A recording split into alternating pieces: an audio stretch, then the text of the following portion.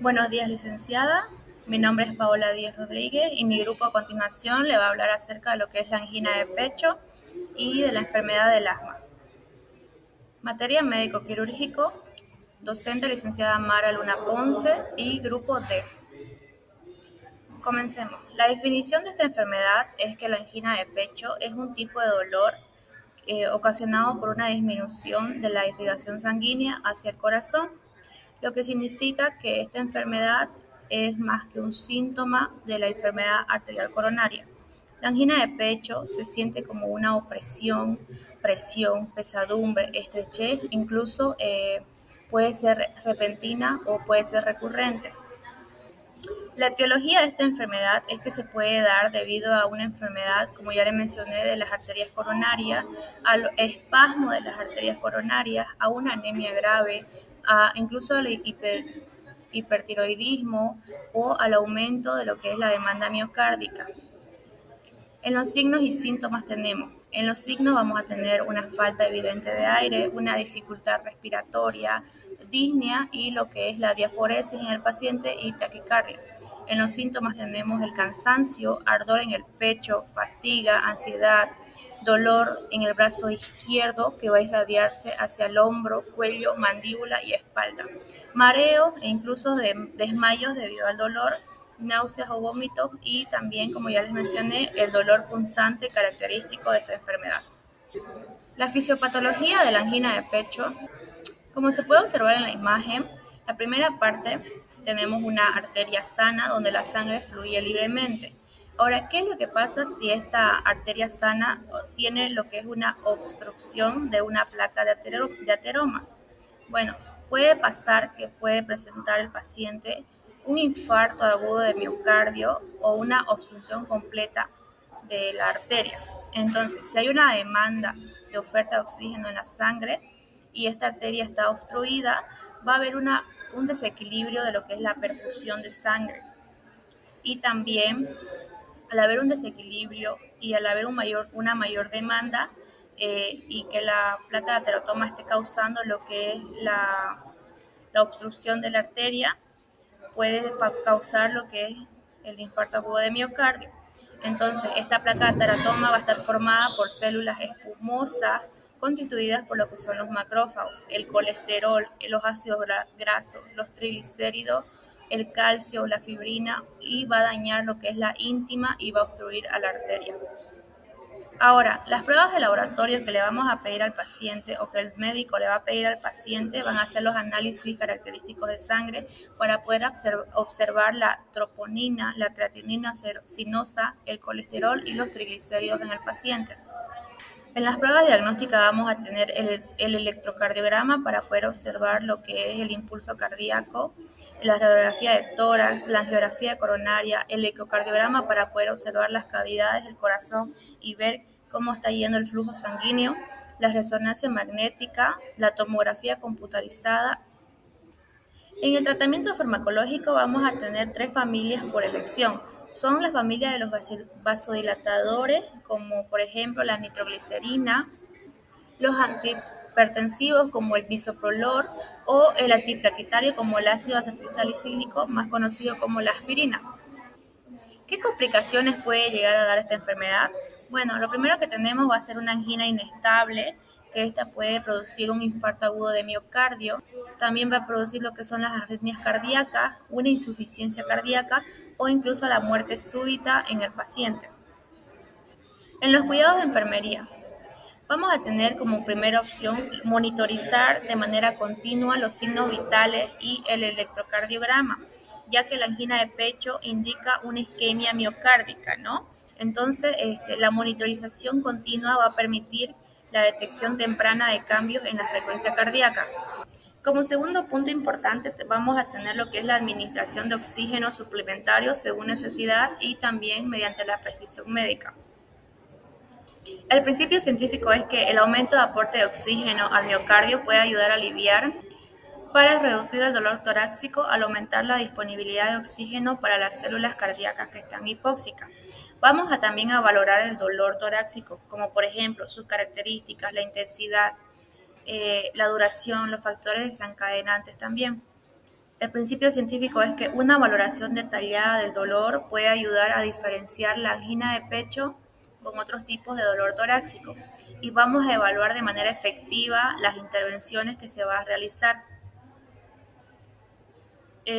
Fomentar el reposo absoluto, sobre todo en los episodios del dolor en el paciente. La actividad física, como sabemos, va a aumentar lo que es la demanda de oxígeno del corazón y también el reposo va a disminuir esta demanda. Entonces, lo que puede ayudar a aliviar el dolor y también va a poder ayudar a prevenir una mayor isquemia al miocardio. Vamos a evaluar y manejar la ansiedad del paciente. El principio científico es que la ansiedad puede aumentar la frecuencia cardíaca, la presión arterial y también el incremento de la demanda de oxígeno del corazón y va a exacerbar el dolor. Por eso es importante aprender a evaluar y a manejar lo que es la ansiedad en el paciente. También tenemos que instruir al paciente sobre cómo y cuándo se va a administrar la nitroglicerina, porque el uso correcto y oportuno de este medicamento es crucial para poder aliviar el dolor agudo de lo que es la angina. La comprensión de la técnica de administración y los momentos adecuados pueden reducir lo que es la duración y la severidad de los episodios. Vamos a fomentar la adopción de estilos de vida saludables, como por ejemplo dietas bajas en grasa saturada y colesterol. Y también tenemos que fomentar el ejercicio regular para poder cambiar el estilo de vida y va a ayudar cambiando el estilo de vida del paciente puede ayudar a reducir los factores de riesgo cardiovascular. Tenemos que evaluar la capacidad del paciente para poder realizar las actividades de su vida cotidiana y tenemos que proporcionar ayuda según sea necesario. La angina, la angina puede limitar la capacidad funcional del paciente. La evaluación y el apoyo ayudan a lo que es mantener la independencia y la calidad de vida del mismo paciente. Continuando con las intervenciones de enfermería, tenemos que realizar la educación al paciente y familia sobre la enfermedad de la angina de pecho, como factores de riesgo modificables, medicación y signos de alarma. El principio científico es que un paciente informado está mucho más capacitado para poder participar activamente en su cuidado, adoptar estilos de vida saludables, cumplir con el tratamiento de manera correcta y buscar atención médica oportuna ante los signos de alarma. Y como último punto, pero no menos importante, tenemos que evaluar el apoyo social disponible para el paciente y su familia. El apoyo social puede mejorar el bienestar emocional y la adherencia regular al tratamiento. Buenos días, licenciada. Soy Abigail Álvarez. Continuando, leeré lo que es el caso clínico. El paciente geriátrico de 62 años, extraído a emergencia, refiere presentar hace 20 minutos, mientras veía la televisión, un dolor fuerte opresivo en el pecho, como si le apretaran con una banda, con una intensidad medida de 7 de 10 en escala de EVA. El paciente describe la irradiación del dolor hacia el brazo izquierdo y la mandíbula, acompañado de sensación de falta de aire y sudoración fría, expresando mucho miedo de un posible infarto. Al examen físico, el paciente se encuentra alerta y orientado, con piel pálida y diaforético. El paciente tiene antecedentes de hipertensión arterial, que tuvo tratamiento irregular con enalapril ya que lo abandonó. También refiere consumir tabaco desde joven, aproximadamente unos 20 cigarrillos por día por 40 años, y tiene un estilo de vida sedentario por dieta rica en grasa. Sus signos vitales son de temperatura hasta con 37 grados centígrados, su frecuencia cardíaca son 120 latidos por minuto, presión arterial 155 sobre 90 milímetros de mercurio, frecuencia respiratoria está con 13 respiraciones por minuto y la saturación de oxígeno está a 94%. En resultados de laboratorio tenemos el hemograma con leucocitos de 9.500 milímetros cúbicos, con hemoglobina de 14,5 gramos sobre decilitro. Sus hematocritos están al 43% y plaquetas 280.000 milímetros cúbicos. Luego tenemos las enzimas cardíacas, que está con el colesterol total de 260 miligramos sobre decilitro. El colesterol LDL está a 170 miligramos sobre decilitro. El colesterol HDL tenemos 35 miligramos sobre decilitro. Luego los triglicéridos están 180 miligramos sobre decilitro. Y la glucemia está en 110 miligramos sobre decilitro. El ionograma, tenemos leucocitos con 9.500 milímetros cúbicos. La hemoglobina está con 14,15 gramos sobre decilitro. El hematocrito está con 43% y las plaquetas son 280.000 milímetros cúbicos. Y en cuanto a gasometría, tenemos el PACO, 38 miligramos de mercurio, y el bicarbonato está en 24 miliequivalentes sobre litro. También la saturación de oxígeno está en 94%. En datos objetivos tenemos paciente alerta y orientado en tiempo, espacio y persona. Presenta disnea, piel pálida, diaforesis, tiene una temperatura de 37 grados centígrados. Su saturación de oxígeno está en 94%, la frecuencia cardíaca está a 120 latidos por minuto, la presión arterial 155 sobre 90 milímetros de mercurio y la frecuencia respiratoria está a 13 respiraciones por minuto. En datos subjetivos, el paciente refiere presentar un fuerte dolor opresivo en el pecho, como si le apretaran con una banda, que comenzó hace 20 minutos mientras él veía la televisión. Describe el dolor con una intensidad medida en escala EVA de 7 de 10. El paciente refiere que el dolor se irradia hacia el brazo izquierdo y la mandíbula. También manifiesta sensación de falta de aire y sudoración fría. Expresa mucho miedo de que le esté dando un infarto. Y paciente niega haber realizado alguna actividad física intensa antes del inicio del dolor. En datos actuales, persiste el dolor torácico opresivo, continúa con palidez, continúa diaforético y su saturación de oxígeno está a 94%.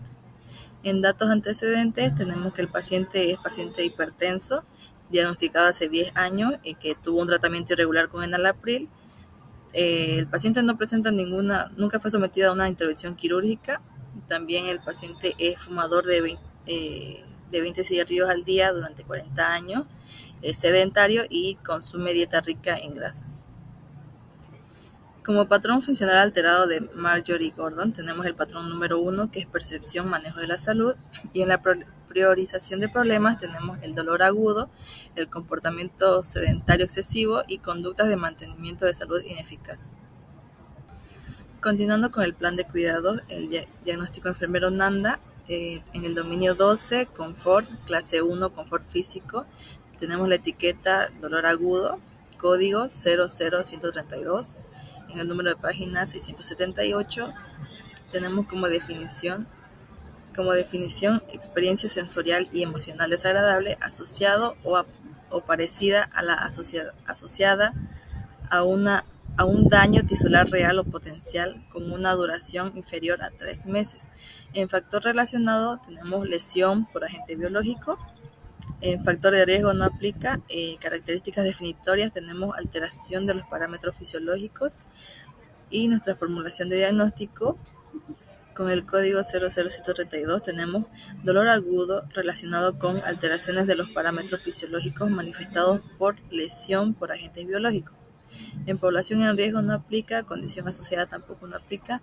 El tipo de diagnóstico es enfocado en el problema.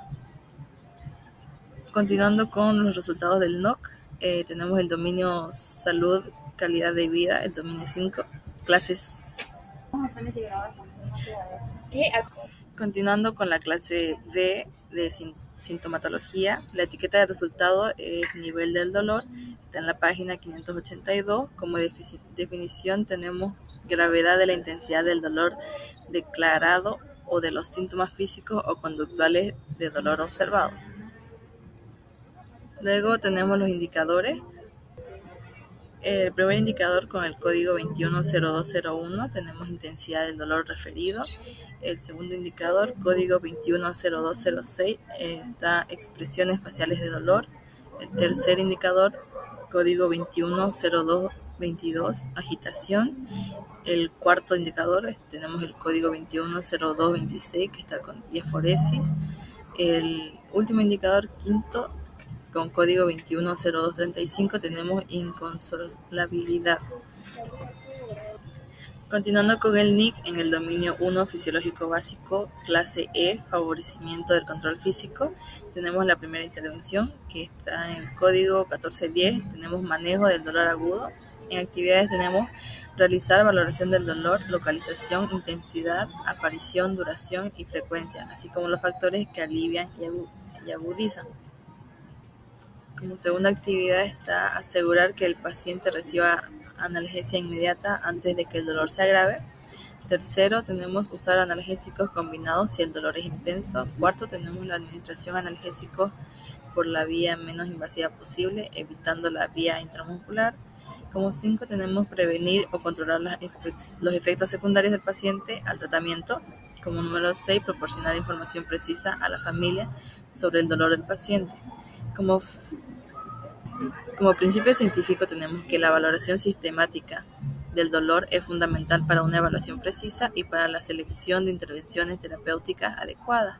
Dado que el dolor es una experiencia subjetiva, su medición permite ajustar el tratamiento y monitorizar su eficacia. Que es administración de analgésicos, está en el dominio 2, fisiológico complejo. Tenemos como actividad número 1, comprobar el historial de alergia a medicamentos. Como actividad número 2, tenemos elegir el analgésico o combinación de analgésicos adecuado cuando se prescriba más de uno. Como actividad 3 tenemos asegurar que se mantengan las dosis precisas las 24 horas. Como actividad número 4 tenemos documentar la respuesta del analgésico y cualquier efecto adverso. Y como actividad número 5 tenemos instruir al paciente y la familia sobre el uso del analgésico. Luego en la intervención número 3 tenemos el código 5270, que es apoyo emocional. En el dominio 3, conductual, actividad número 1, garantizar la intimidad y la confidencialidad. En la actividad número 2, escuchar atentamente las preocupaciones, los pensamientos, los sentimientos y creencias. En la actividad número 3 tenemos realizar afirmaciones empáticas de apoyo. En la actividad número 4 tenemos explorar medidas para afrontar la situación. Y en la actividad 5 tenemos proporcionar ayuda en la toma de decisiones. Como evaluación tenemos que se logra realizar un correcto manejo de dolor en el paciente, mostrando de gravemente comprometido a levemente comprometido. Continuando con la segunda patología, tenemos lo que es la enfermedad del asma. Tenemos como definición que el asma es una enfermedad pulmonar crónica de largo plazo que afecta las vías respiratorias, los conductos que llevan el aire hacia y desde los pulmones. Cuando tiene asma, sus vías respiratorias pueden inflamarse y estrecharse. Esto puede causar sibilancias, tos o presión en el pecho. Como etiología tenemos que el asma no se conoce la causa exacta aún. Es probable que la genética y el ambiente influyan en cualquier momento al momento de tener signos y síntomas de asma. Aún así podemos clasificar el asma en diferentes tipos por su causa. Por ejemplo, tenemos el primero que se llama el asma alérgica. Es causada por alergenos, son sustancias que provocan una reacción alérgica. Por ejemplo, tenemos ácaros de polvo, el moho, las mascotas, puede ser el polen del pasto, de árboles, desechos de plagas, como ser cucarachas y ratones. También tenemos el asma no alérgica, que es causada por desencadenantes que no son alérgicos. Por ejemplo, tenemos respirar el aire frío, ciertos medicamentos, así como humo de tabaco. También está el asma ocupacional, que es causado por respirar químicos o polvos industriales en el trabajo. Y el asma inducida por el ejercicio, que también suele ocurrir durante la actividad física, especialmente cuando el aire está seco. Como datos objetivos o signos tenemos lo que es disnea, taquicardia, disforesis y sibilancias. Y en datos subjetivos tenemos los síntomas, que son la dificultad respiratoria, dolor y opresión en el pecho, la fatiga, tos seca en la noche, falta de aire y alergias o resfríos. Continuando con la fisiopatología, tenemos que las principales alteraciones anatómicas funcionales del asma son la obstrucción del flujo aéreo, la HRV, que es la hiperactividad bronquial, y la inflamación y remodelación de las vías aéreas. Para comenzar, en cuanto a la imagen que podemos observar, empezaremos desde el estímulo, que como mencioné anteriormente, en la etiología, supongamos que tenemos el estímulo de algún virus, alguna alergia. tal vez alguna exposición a humos tóxicos o incluso el simple hecho de hacer ejercicio. Esto puede inducir al asma. Entonces, eh, cualquiera Cualquiera de estos estímulos va a desencadenar lo que es una inflamación en nuestras vías aéreas y que ocurre cuando existe una inflamación. Obviamente se activa nuestro sistema inmune y es aquí donde aparecen los linfocitos, los eosinófilos, los neutrófilos y los fagocitos. Todo esto desencadena a una broncoconstricción, a una edema y a una secreción de mucosa, que es algo que nuestro cuerpo realiza para protegernos a nosotros mismos, pero esto también conlleva a una disminución de las paredes de los bronquios, por lo que el aire no va a poder transitar libremente por nuestros bronquios. Entonces, al verse obstruido el paso del aire, la persona va a sentir sensación de disnea y si se llega a auscultar, se escuchan las sibilancias en la expiración y la persona normalmente va a tener tos seca y va a tener la sensación de la opresión en el pecho. Tenemos el código 22. En las pruebas de laboratorio, para continuar, se realiza la prueba de laboratorio, la gasometría arterial, la hemograma y la hemoglobina E y el examen de esputo. El examen de esputo se realiza para ver la característica de color, también la cantidad de la flema que se recolecta en su ingreso, también en ayunas, también. La prueba diagnóstica. En las pruebas diagnósticas se realiza la espirometría, rayos X del tórax. Las rayos X del tórax se verifica el estado del pulmón. También se ve la cantidad, o también se ve la cantidad o cómo está el pulmón especialmente. Si hay acumulaciones de flema en sus alveolos o por lo que no tenían buen funcionamiento. También se realiza la tomografía computarizada. En el tratamiento farmacológico se realiza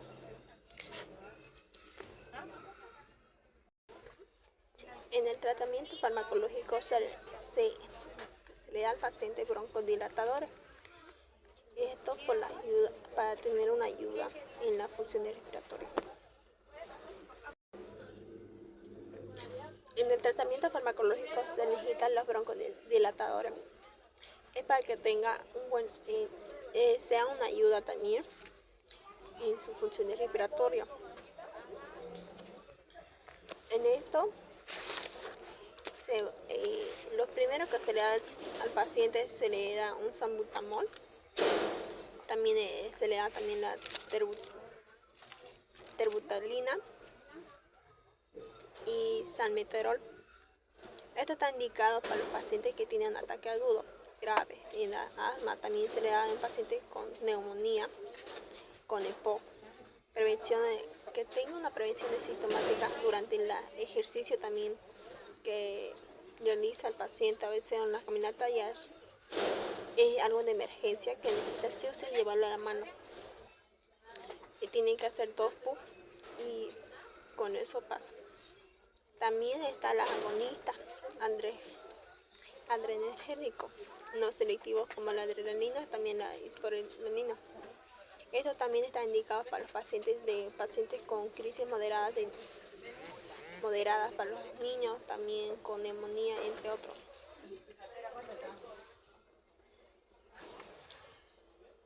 Las agonistas adrenogénicos no selectivos están los adrenalina y isoprenalina. Esto está indicado para en tratamiento para pacientes con crisis moderadas de niños subcutánea.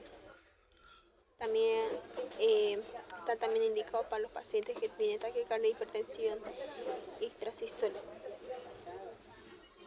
También el tratamiento farmacológico que también está acompañado con los broncodilatadores es los corticosteroides inhalados.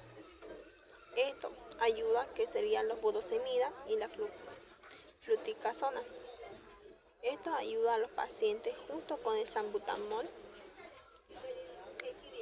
ayuda a que tengan un buen funcionamiento respiratorio también. A continuación, vamos a hablar de las complicaciones. Las complicaciones están en las crisis asmáticas graves de estatus asmático. ¿Esto qué pasa? Que en los bronquios o los bronquiolos tienen una inflamación. En la inflamación tienen varias mucosidades, como ven. Tiene bastante acumulación de lo que no tiene un buen funcionamiento de entrada y salida de aire, como de oxígeno y dióxido de carbono, en daño pulmonar crónico. También está la neumotórax y las infecciones respiratorias recurrentes, que puede producir más adelante si no recibe el tratamiento o si no se lo trata al paciente a tiempo. En los cuidados de enfermería se realiza la monitorización de los signos vitales, también como su frecuencia cardíaca, respiratoria y también la temperatura y su presión arterial, lo más importante, para verificar cada rato al paciente si está presentando mejoría o por lo que hace las actividades o por una caminata puede sufrir una alteración. También hay que valorar qué sería la presencia de sibilancia o tiene dificultad respiratoria, o con qué recurrente tiene este paciente. También otro es el controlar el pico de flujo respiratorio. Esto que para ver con qué seguido puede expulsar el aire, también de obstrucción bronquial. También está en la administración de los medicamentos. En la administración de los medicamentos hay estar seguro en la correcta técnica de inhalación con los broncodilatadores, con los corticoides. A qué hora, si es hora correcta, paciente correcto. También tenemos que supervisar la administración de medicamentos prescritos. También verificar siempre que esté escrito por el doctor. Y también observar también si tiene un efecto secundario con el paciente. Otro cuidado que tenemos que realizar el paciente con asma es la posición de Fowler o semi-Fowler. Es para que tenga una espacio pulmonar, tenga una buena elevación del tronco del diafragma, para que no tenga esa dificultad respiratoria al descansar.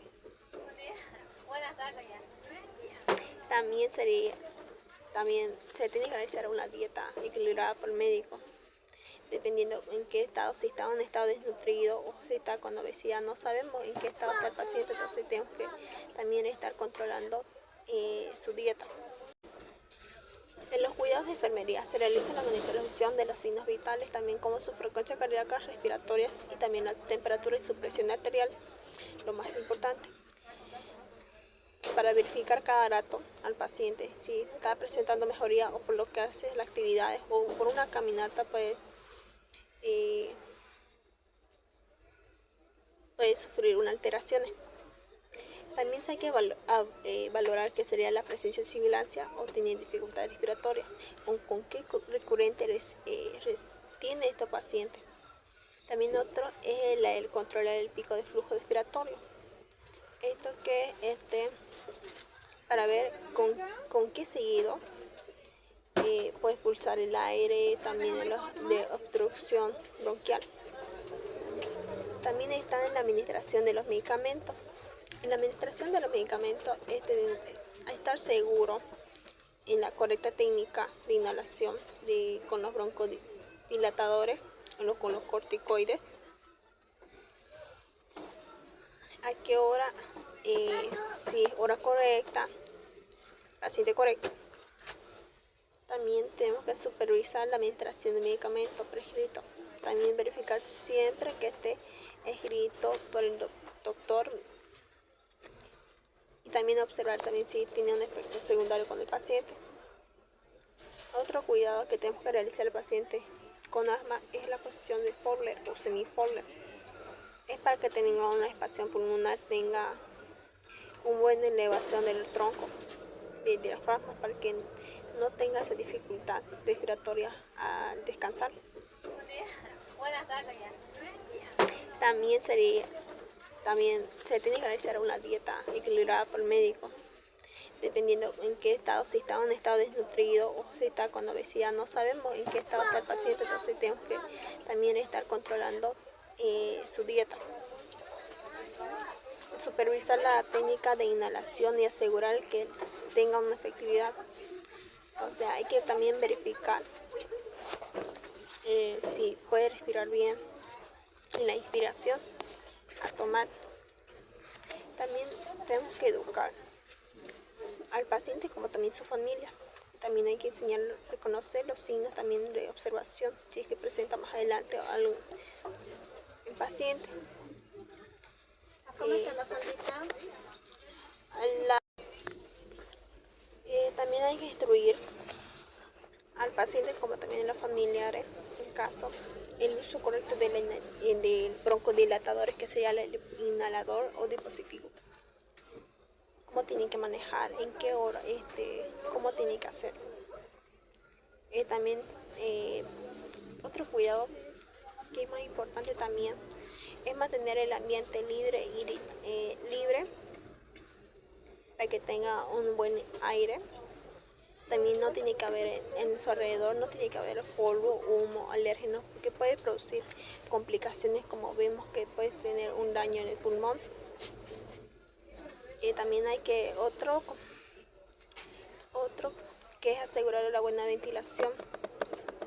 La buena ventilación está relacionada con el ambiente libre, vacío, un lugar con espacio, sin contaminación, sin humo, entre otros. También tener alguna humedad. Entre otros, también tiene que haber un apoyo emocional, brindar apoyo psicológico también como emocional al paciente.